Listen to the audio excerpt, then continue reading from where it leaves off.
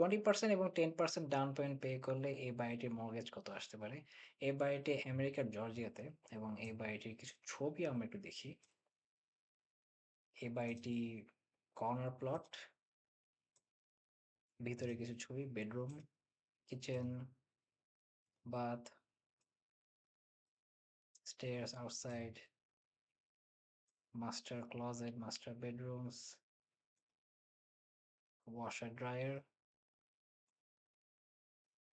বাড়িটি বেশ সুন্দর। লিভিং স্পেস, ব্যাকইয়ার্ড,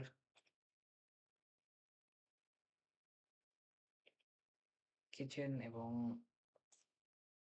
ডাইনিং, বাইরে পুরো নেইবারহুড।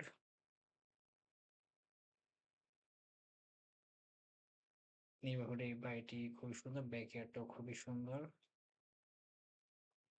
ছাদটা খুবই সুন্দর, রুফটি খুবই নতুন মনে হচ্ছে। ওকে, তো এই ছিল ছবিটি।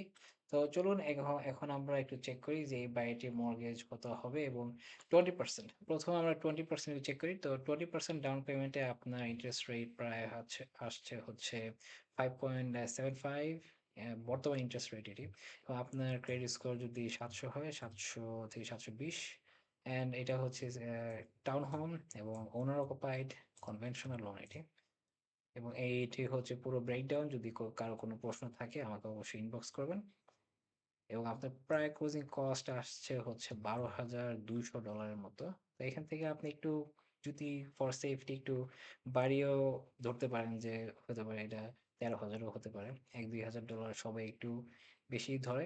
অ্যান্ড এটা হচ্ছে ক্লোজিং কস্ট, অ্যান্ড দেন এটা হচ্ছে ডাউন পেমেন্ট হলো অ্যারাউন্ড $77,000।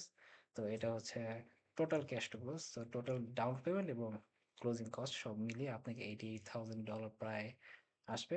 মান্থলি আসবে হচ্ছে $2,624। তো এটার মধ্যে আপনার এইচওএ এবং আপনার রিয়েল এস্টেট ট্যাক্স এবং আপনার হ্যাজার্ড ইন্স্যুরেন্স, যেটা হচ্ছে হোম ইন্স্যুরেন্স, প্রিন্সিপাল আর ইন্টারেস্ট। তো $2,624 আসছে হচ্ছে আপনার 20% ডাউন পেমেন্টের জন্য।